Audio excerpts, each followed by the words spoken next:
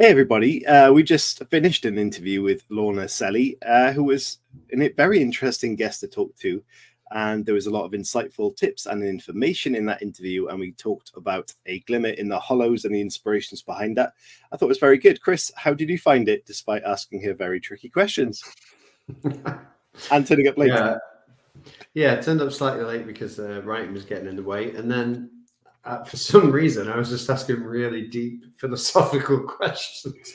But it was a great interview, and I love the fact that the book has got that sort of Stephen King, Stranger Things vibe. I think a lot of people will love it. Stranger Things with that sort of romantic sexual chemistry. Not as children, actually. Well, that would be Stephen King-esque, wouldn't it? Yeah. But no, it's not like that. Adults, they're adults. Yes, they are.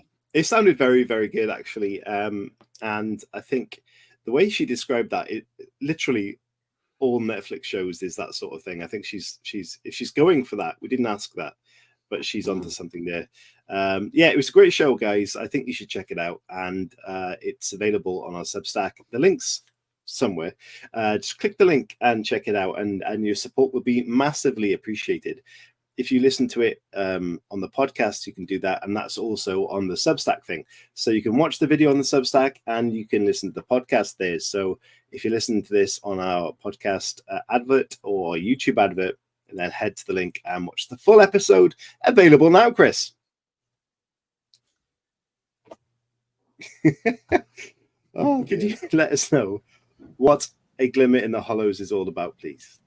Well, really, so the main character, Jessica Page, she's a woman who's sort of haunted by fragmented memories of a night 20 years earlier in her life where her childhood friend, Olivia, disappears into the woods in the sort of eerie town of Driftwood.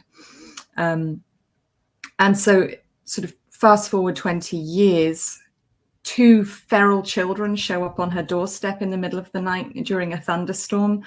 And this leads her to become entangled in this very dark, strange mystery that's closely tied to the town's folklore and legends.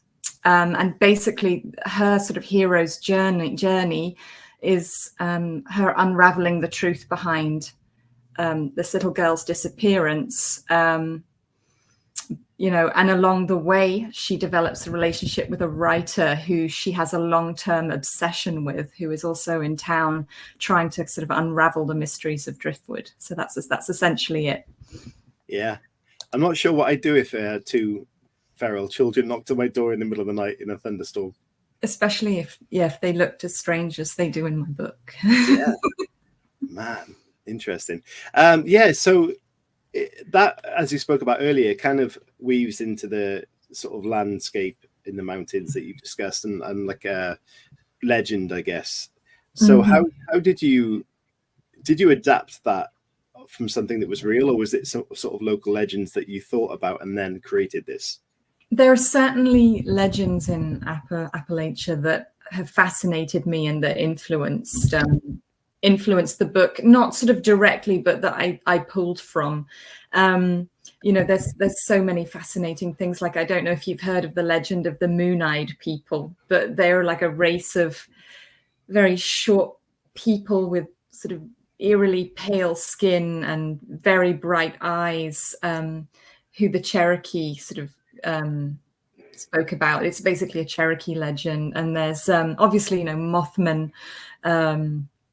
There's so many different sort of cryptids and strange legends that come out of Appalachia that really more influence the atmosphere and the idea of the unknown, and of sort of strange people, strange creatures that sort of seem half real, half something else entirely. But I wouldn't say that, that they were directly based on any specific legend. You mentioned atmospheric there, and it's been talked about being cinematically atmospheric. Spit that out. Is that something you were conscious about creating, and how do you approach making something that has a great atmosphere? I think, yes, absolutely. Because that's something I've always I love to create, and I've always enjoyed in other, writing. I'm trying to think. Well, really, I think it's about immersing people in a sort of sensory overload. So, if you take a forest, it's about everything that's happening and everything that might be happening around you, and that you can see and that you can't see.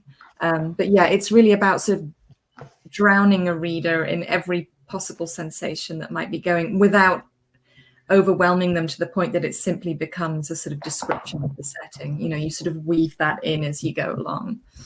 Yeah, that's one of the tricks, isn't it? Because it's about being immersive and descriptive without over describing and getting people lost.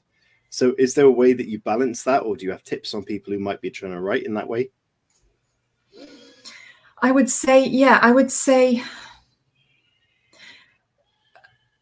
I guess it comes down to the show versus tell things. So sort of don't write a whole paragraph. Well, if you do write a whole paragraph on, setting or something like that, keep it succinct and weave it in with the action, or show it through the mind of the character and what he or she is doing in that moment. And so it's a discovery through the eyes of the character, rather than this sort of descriptive sort of sentences about exactly what something looks like, and how that impedes or aids or influences whatever they're doing. It's the crunching of the twigs under her feet as she's running up a mountain, rather than the twigs were lying on the ground after a storm, sort of thing. You can blend both, but keep as much of it, if you want a fast plot based sort of narrative, leave it as much into the action as possible, I would say. Nice. Yeah. Lorna, we've not done this before, but I'm going to ask you, if you had to say to somebody, if you like this, then you'll like A Glimmer in the Hollows. And I know that's an awful thing to do, because obviously your book is uniquely original to you and everything else. But I'm talking about from a reader's point of view now. They're in a bookstore and they're thinking, what should I pick up? What comparisons are you going to make? Strangely enough, a lot of readers have said, they've compared it to Stranger Things, which I know is not a book, but that has come up again and again and again. I used to joke while I was writing it that it's sort of like Stranger Things, but just with grown-ups and making out.